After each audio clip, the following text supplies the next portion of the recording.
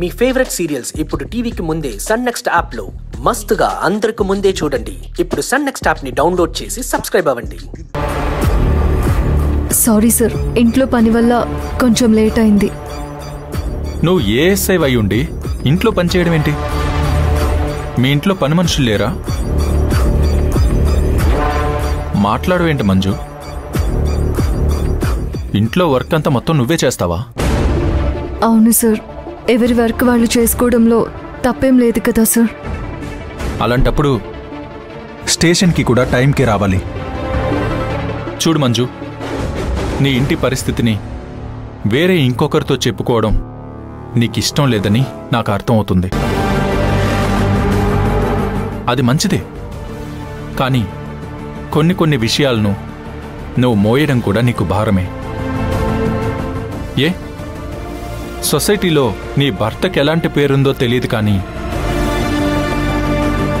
మీ family rich అని, బాగా ఉన్న కుటుంబం అని విన్నాను. మరి పని మనిషి కూడా లేకుండా నీతోనే అన్ని పనులు చేయిస్తున్నారంటే ఆ ఇంట్లో నీ పొజిషన్ నాకు అర్థమవుతుంది. సరే, అది నీ వ్యక్తిగతం. చెప్పుకోవడం చెప్పుకోకపోవడం అది నీ వ్యక్తిత్వం. బట్ సత్య నీ భర్త అనే మ్యాటర్ నాకు చెప్పకుండా దాయడమే తప్పు. రీజన్ మీకు చెప్పాను కదా సార్. అది కరెక్ట్ రీజన్ కాదు. ఇలాంటి పొరపాటు ఇంకొకసారి జరగదు సార్.